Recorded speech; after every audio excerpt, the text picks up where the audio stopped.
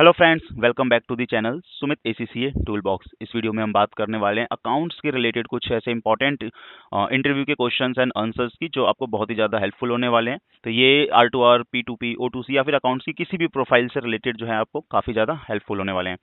तो इसके अंदर जो है मैं कोशिश करूंगा कि आपको एक रियल लाइफ सिनेरियो से रिलेट करके बता पाऊँ कि कैसे चीज़ें जो है रियल लाइफ में वर्क करती हैं, ताकि आपको जो इंटरव्यू क्रैक करने में आसानी हो। तो उससे पहले अगर आपने अभी तक जो है मेरे चैनल को सब्सक्राइब नहीं किया तो जाके सब्सक्राइब कर दें, बेल आइकन को प्रेस करना ना भूलें ताकि आने वाली सभी वीडियोस की अपडेट आपको टाइम पे मिलते रहे। तो सबसे पहले बात करते हैं चार्ट ऑफ अकाउंट्स की। चार्ट ऑफ अकाउंट्स क्या होते हैं? बेसिकली कंपनीज के अंदर जो है चार्ट ऑफ अकाउंट्स का यूज होता है। ये एक तरीके से गाइड है। गाइड का मतलब इसके अंदर जितने भी टाइप के अकाउंट्स यूज्ड होते हैं कंपनीज के अंदर, उसका एक डिटेल्ड डिस्क्रिप्शन दिया होता है। तो फॉर एग्जांपल के लिए असेट्स है, असेट्स के अंदर भी जो है काफी सारे अकाउंट्स होते हैं। तो हर अकाउंट्स के एक न्यूमेरिक फॉर्म में जो है स्पेसिफाई किया जाता है। सपोज 1 2 3 4 5 करके, या 3 से स्टार्ट हो रहा है, 3 7 4 5 6 ऐसे करके डिफरेंट डिफरेंट न्यूमेरिक फॉर्म्स में जो है ये दिए होते हैं। और उसमें बेसिकली ये दिया होता है कि पर्टिकुलर इस अकाउंट में किस किस टाइप के ट्रांजेक्शन्स को रिकॉर्ड किया जाता है। ये एक जो रेफरेंस, क्विक रेफरेंस के लिए जो है बहुत ज्यादा हेल्पफुल होता है। ठीक है, तो चार्ट ऑफ अकाउंट्स के अंदर हमारे assets, liability, equity, revenue and expense, इन सब के बारे में एक डिटेल डिस्क्रिप्शन दिया जाता है। उसके बाद नेक्स्ट आता है हमारा जनरल लेजर। ये भी एक कंफ्यूजिंग कॉन्सेप्ट रहता है कि जनरल लेजर और जो है सब लेजर में क्या डिफरेंस है। जनरल लेजर जिसे मेन लेजर भी कहते हैं, मैंने नेक्स्ट क्वेश्चन में यहाँ पर जो है ये सेम ही पॉइंट को यहाँ रेज कर रखा है। तो इसको एक बार समझते हैं कि ये होता क्या है। तो जनरल लेजर है और एक है आपका सब लेजर। तो सबसे पहले समझते हैं कि जो है जनरल लेजर क्या होता है। तो मैं एक एग्जांपल लेता हूँ। फॉर एग्जांपल एक कंपनी है और कंपनी के पास जो है 10 कस्टमर्स हैं, और कंपनी ने उन जो 10 कस्टमर्स को जो है उधार पे जो है सामान बेचा है। ठीक है, तो उस केस में कंपनीज के लिए वो रिसीवेबल हो गए।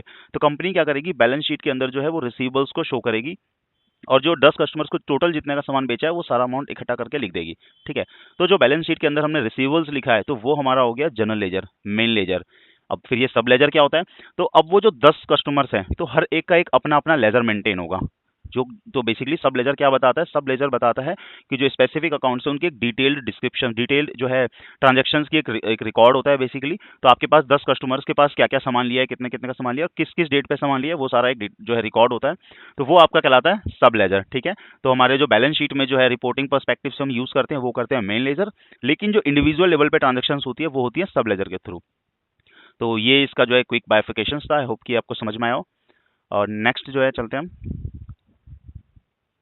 Next trial balance. तो ये हम 11 से ही पढ़ते आ रहे हैं कि ट्रायल बैलेंस क्या है। तो ये एक बेसिकली एक रिपोर्ट है जिसके अंदर आपके जो जितने भी जो अकाउंट्स होते हैं, जो असेट्स है, लाइबिलिटीज है, और आपके जो एक्सपेंसेस के जितने भी अकाउंट्स हैं उन सब का क्या है, एक डेबिट और क्रेडिट जो है जो भी है, जो बैलेंसेस होता है वो इक्वल होना चाहिए। इस तरीके से उनकी एक लिस्ट होती है। ठीक है, तो नेक्स्ट है हमारा मंथ एंड क्लोज। ये जो है R2R के पर्सपेक्टिव से बहुत ही ज़्यादा इंपॉर्टेंट टॉपिक है, और इसका इंटरव्यू में क्वेश्चन पूछ लेना बहुत ही ज़्यादा कॉमन है। ठीक है, और ये अगर आपने जॉब्स किसी भी कंपनीज की जॉब डिस्क्रिप्शंस को अगर पढ़ा होगा तो वहाँ पर ये month and close, year and close, quarterly close जरूरी सुना होगा। तो समझते हैं क्या है मंथ एंड क्लोज। तो कंपनीज में बेसिकली क्या होता है कि जो ट्रांजेक्शन्स होती है वो मंथली वाइज होती है।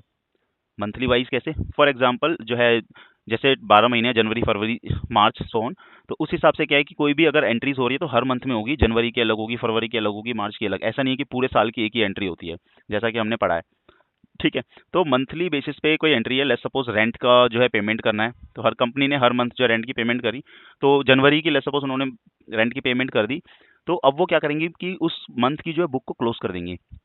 तो ये बेसिकली ऐसा है कि जनवरी का मंथ चल रहा है तो पूरे महीने जितनी भी कंपनी ने ट्रांजैक्शंस करी, कंपनी ने उसको रिकॉर्ड कर लिया। और जब मंथ के लास्ट की बात आती है, जो कि 29, 30 या फिर नेक्स्ट मंथ के फर्स्ट कुछ डेज जो हैं, तो उसमें कंपनी क्या करती है, पिछले महीने की सारे ट्रांजैक्शंस को जो है मेन लेजर में ट्रांसफर करती है। मेन लेजर में ट्रांसफर करने के बाद उसको जो है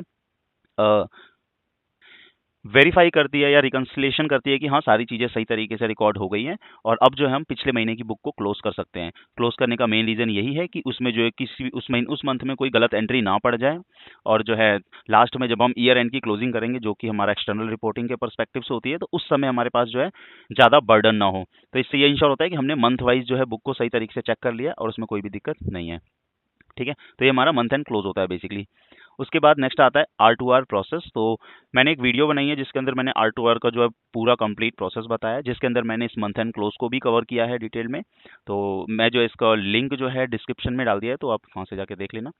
और सॉक्स कंप्लायंस, तो ये भी काफ़ी ज़्यादा इंपॉर्टेंट है। ये बेसिकली यूएस की कंपनीज पे जो है अप्लाइज होता है, ये यूएस का लॉ है बेसिकली। तो इसके लिए भी मैंने जो एक जो यूट्यूब शॉर्ट्स बनाया है, उसका जो लिंक है वो डिस्क्रिप्शन में है। नेक्स्ट है एक्रूअल डेफर्ड प्रीपेमेंट्स।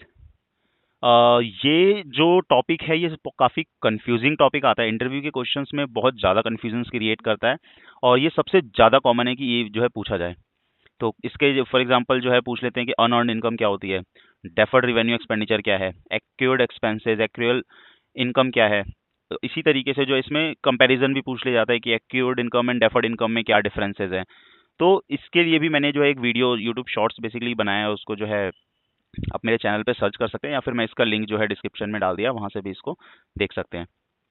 उसके बाद बात करते हैं डेप्रिसिएशन एंड अमोर्टाइजेशन के बीच में क्या डिफरेंस है। तो डेप्रिसिएशन क्या है, ये भी हम 11 से ही पढ़ते आ रहे हैं, fall in the value of the fix assets. तो जो हमारे टेंजिबल असेट्स हैं उनका बेसिकली ये जो डेप्रिसिएशन है वो हमारे टेंजिबल असेट्स पे अप्लाई होता है, सिंपल सा जो डिफरेंस है। और अमोर्टाइजेशन जो है वो इनटेंजिबल असेट्स पे जो है वो अप्लाई होता है। ठीक है, तो ये मेन जो है डिफरेंस है डेप्रिसिएशन एंड अमोर्टाइजेशन में। नेक्स्ट बात करते हैं हम difference between P N L profit and loss and balance sheet. तो प्रॉफिट एंड लॉस स्टेटमेंट क्या है हमारा, तो profit and loss statement basically जो है ये कंपनीज के रेवेन्यूज एंड एक्सपेंसेस जो भी हैं उसको बताता है, और जो बैलेंस शीट है ये हमारी कंपनीज की फाइनेंशियल पोजीशन को बताता है, जिसके अंदर हम असेट्स, लायबिलिटीज एंड इक्विटीज को लिखते हैं। बट इन दोनों में मेन डिफरेंस क्या है, वो मेन डिफरेंस ये है कि जो प्रॉफिट एंड लॉस है वो पूरे साल का एक बनता है। ठीक है, तो ये basically over a specific period है कि पूरे साल हमने जो भी ट्रांजेक्शन्स करी है उसमें जो भी हमारे इनकम्स हुए हैं, जो भी एक्सपेंसेस हुए हैं, हम उसको रिकॉर्ड करते हैं। लेकिन बैलेंस शीट का क्या है, ये एक स्पेसिफिक पॉइंट ऑफ टाइम की पे होता है, यूजुअली ईयर के एंड पे बनता है। तो जैसे हमने जो क्वेश्चंस भी काफ़ी जो अपने वाइल स्टडिंग जो हमने करे होंगे कि बैलेंस शीट एज एट 31 दिसंबर, तो ये जस्ट एक एग्जांपल, या फिर 31 मार्च, तो वो एज एड जो करके लिखते हैं वो एक स्पेसिफिक डेट पे बनती है। तो ये एक तरीके से कंपनी की फाइनेंशियल पोजीशन बताता है कि कंपनी के पास कितने असेट्स हैं, कितनी लायबिलिटीज़ हैं, और कितने जो इक्विटी होल्डर्स हैं। तो ये बेसिकली मेन डिफरेंस ये है कि प्रॉफिट एंड लॉस में ओवर अ स्पेसिफिक पीरियड होता है, और बैलेंस शीट के अंदर एट अ स्पेसिफिक पॉइंट होता है। ठीक है, नेक्स्ट बात करते हैं रिकन्सिलिएशन की। तो रिकन्सिलिएशन भी काफ़ी ज़्यादा एक बहुत ही ज़्यादा कॉमन टॉपिक है, इंटरव्यू में पूछे जाने वाला, और काफ़ी ज़्यादा इंपॉर्टेंट भी है ये जॉब के पर्सपेक्टिव से।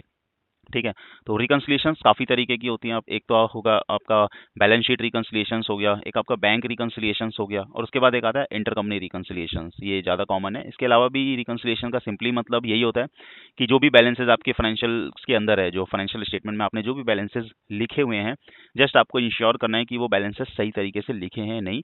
और वो इंश्योर आप कैसे करोगे, उनके जो भी सपोर्टिंग्स होगी, सपोर्टिंग डॉक्यूमेंट्स होगा उससे रिलेटेड, या कोई भी बैकअप्स होंगे, आप उससे वेरीफाई करोगे। ठीक है, फॉर एग्जांपल बैंक रिकन्सिलिएशन की बात करें, तो आपने बैंक के जो अकाउंट है, जो जनरल लेजर है आपका बैलेंस शीट के अंदर कैश या बैंक का, उसके अंदर आपने एक ट्रांजैक्शन लिख रखी है कि कंपनी ने जो है $10,000 जो है पे करे हैं। ठीक है, लेकिन तो अब इसको आप वेरीफाई कैसे करोगे, आप क्या करोगे, कंपनी की बैंक स्टेटमेंट देखोगे, बैंक स्टेटमेंट में उस डेट पे आप ये ट्रांजैक्शन देखोगे कि ये ट्रांजैक्शन हुई है या नहीं हुई है, तो इससे आपको पता चल जाएगा। तो इसी तरीके से एक जो है हमारा बैलेंस शीट रिकन्सिलिएशन होता है। तो बैलेंस शीट रिकन्सिलिएशन के अंदर बैलेंस शीट के जितने भी आपके हेड्स है, असेट्स है, लायबिलिटीज है, इक्विटीज है, तो उनके भी आप क्या करते हो, जो भी ट्रांजैक्शंस हुई है उनके अपने अपने जो है अकाउंट्स के अंदर, आप क्या करते हो, उसका बैलेंस उठाते हो और उसको मैच करते हो उसके पर्टिकुलर सपोर्टिंग डेटा से। तो इससे जो है आपका इंश्योर करते हो कि जो आपने जो भी ट्रांजैक्शंस रिकॉर्ड करे हैं वो आपने सही तरीके से रिकॉर्ड करे हैं। ठीक है, नेक्स्ट है इंटर कंपनी रिकन्सिलिएशंस। तो जो इंटर कंपनी बेसिकली वहाँ अप्लाई होता है जैसे एक कंपनीज है और उसके काफ़ी सारे ग्रुप्स है, जो एक्विजिशंस वगैरह कहते हैं कि पेरेंट और सब्सिडरीज हैं बेसिकली। तो एक कंपनी है पेरेंट और उसके पास जो है 5-7 सब्सिडरीज कंपनीज है।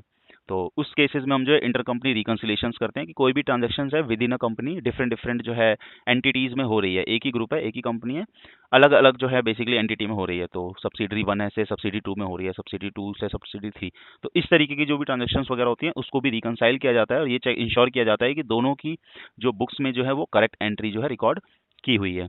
ठीक है, फॉर एग्जांपल एक जो है सब्सिडरी ने जो दूसरी सब्सिडरी को कुछ गुड्स को जो है सेल किया है, तो जिसने जो है गुड्स को सेल किया है वो अपनी बुक्स में जो है एआर बेसिकली रिसीवेबल शो करेगा, और जिसने जो परचेज किया है वो जो है पेबल शो करेंगे। तो ये इंश्योर करेंगे कि दोनों की बुक्स में जो रिसीवेबल और पेबल का अमाउंट है वो मैच कर रहा है कि नहीं। तो इस तरीके से जो हम रिकन्सिलेशंस करते हैं। और अगर किसी कोई भी वेरिएंस वगैरह आता है, वेरिएंस मतलब कोई भी डिफरेंस आता है अमाउंट्स में, तो फिर उस पे जो है एक डिटेल डिस्कशन डिस्कशन तो नहीं बट एक वेरिफिकेशन किया जाता है कि हाँ कि इसका रीज़न क्या है, उसको रीज़न आइडेंटिफाई किया जाता है और उसको फिर जो है रीज़न को आइडेंटिफाई करके फिर जो भी उसका रिजोल्यूशन होता है वो रिजोल्यूशन लिया जाता है।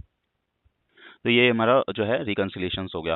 तो और यूजुअली जो है रिकन्सिलेशंस करने के काफ़ी वे हैं। जो मैं एक मेन जो मेजर सॉफ्टवेयर्स को मैं जानता हूँ वो एक ब्लैक लाइन है, उसके बाद कुछ मैनुअल रिकन्सिलेशंस भी होते हैं जो कि आपके एक्सेल पे डायरेक्ट होते हैं।